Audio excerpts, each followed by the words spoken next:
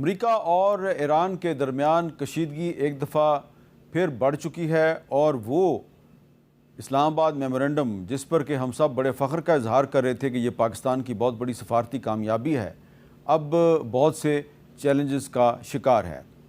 امریکہ نے ایران پر حملہ کیا ہے، ایران نے امریکہ پر حملہ کیا ہے، اور حملے کی جو وجہ بتائی جا رہی ہے وہ یہ ہے کہ کچھ دن پہلے جب سعودی عرب اور قطر کے کچھ جو آئل ٹینکرز ہیں وہ آبنائے ہرمز کے علاقے سے گزر رہے تھے تو ایران نے ان پر حملہ کر دیا، اور جب ایران نے سعودی عرب اور قطر کے ٹینکرز پر حملہ کیا تو اس کو جواز بنا کر پھر امریکہ نے ایران کے اندر تقریباً 80 کے قریب جگہوں پر حملہ کیا، اور پھر جواب میں ایران نے بحرین اور کویت میں امریکہ کے فوجی اڈوں پر حملہ کر دیا۔ اور اب ایسا لگتا ہے کہ جو اسلام آباد میمورنڈم ہے وہ بہت سے چیلنجز کا شکار ہے، خطرات کا شکار ہے۔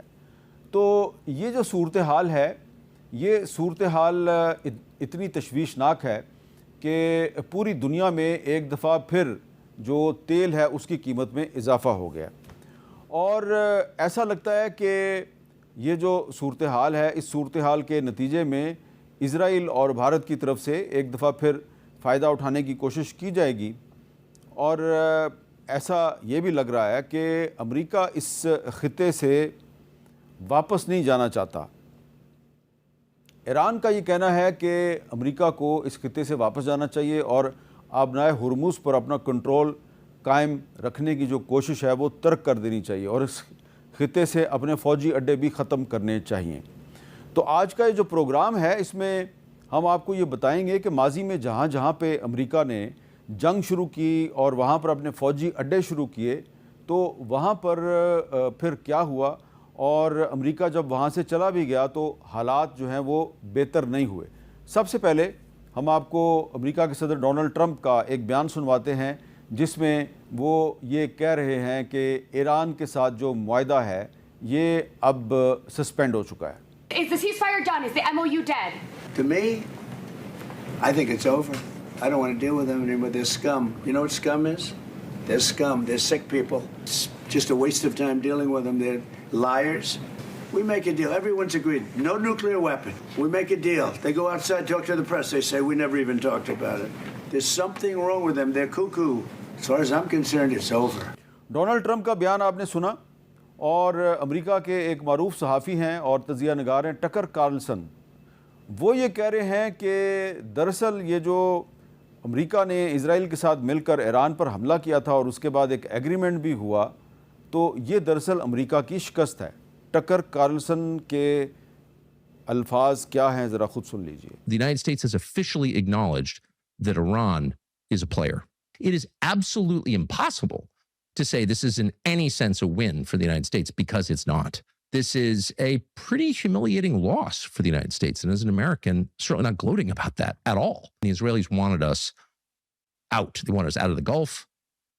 They wanted the destruction of our bases in the Gulf, and they got it. امریکہ کے ایک اور نیشنل سیکورٹی ایڈوائزر ہیں جیک سلوانی، ان کا خیال ہے کہ یہ جو سوئٹزرلینڈ میں امریکہ اور ایران کے درمیان ڈیل ہوئی یہ دراصل امریکہ کی شکست ہے۔ جیک سلوانی کے الفاظ بھی سن لیں۔ This is a terrible deal. Iran has won huge. The United States has lost out huge. On the other hand, it beats continuing this war. And so we should all be glad that the war is over, even though we're stuck with something that is much worse than we could have gotten if we had never started this war in the first place. تو یہ جو ٹکر Carlsson اور Jack سلوانی کے دو بیانات میں نے آپ کو سنوائے ہیں، یہ اس لیے سنوائے ہیں کہ آپ کو پتہ چلے کہ امریکہ میں ایک یہ رائے پائی جاتی ہے کہ یہ جو ایران کے ساتھ امریکہ نے ڈیل کی ہے یہ دراصل امریکہ کا اعتراف شکست ہے، اور ایران نے بھی پوری کوشش کی کہ یہ اسٹیبلش کرے کہ وہ یہ جنگ جیت چکا ہے۔ تو اس کی وجہ سے ڈونلڈ ٹرمپ کے لیے کافی سیاسی مشکلات ہیں، کیونکہ نومبر میں امریکہ میں الیکشن بھی ہونے والا ہے۔ لہذا جب ایران کی طرف سے سعودی عرب اور قطر کے ٹینکرز پر حملہ کیا گیا تو ڈونلڈ ٹرمپ کو ایک جسٹیفیکیشن مل گئی، ایک جواز مل گیا، اور انہوں نے ایران پر ایک دفعہ پھر حملہ کر دیا تاکہ وہ یہ ثابت کر سکیں کہ ایران ان سے جنگ نہیں جیتا اور وہ ابھی بھی ایران پر حملہ کر سکتے ہیں۔ تو ایسا لگتا ہے کہ اصل جو مسئلہ ہے وہ اسٹریٹ آف ہرمز، آبنائے ہرمز پر کنٹرول کی لڑائی ہے، اور یہ جو آبنائے ہرموز پہ کنٹرول کی لڑائی ہے، اس کو اسلام آباد میمورنڈم میں جو مذاکرات کا راستہ اختیار کیا گیا، ان مذاکرات کے ذریعے طے کرنے کی بجائے ایک دوسرے کے خلاف راکٹ اٹیکس کے ذریعے یہ مسئلہ حل کرنے کی کوشش کی جا رہی ہے۔ امریکہ نہ صرف آبنائے ہرموز پہ اپنا کنٹرول رکھنا چاہتا ہے، بلکہ امریکہ مشرق وسطیٰ کے مختلف ممالک میں اپنے فوجی اڈے بھی برقرار رکھنا چاہتا ہے، اور فوجی اڈے برقرار رکھنے کی وجہ یہ ہے کہ امریکہ اس خطے میں اپنا اثر و رسوخ رکھنا چاہتا ہے۔ اب ہم کچھ ہسٹوریکل پرسپیکٹو میں یہ تجزیہ کریں گے کہ جہاں جہاں پہ امریکہ نے جنگ شروع کی، وہاں پر امریکہ کو نقصان ہوا، معاشی نقصان بھی ہوا اور سیاسی نقصان بھی ہوا۔ تو سب سے پہلے ویتنام کی جنگ کا ذکر کرتے ہیں۔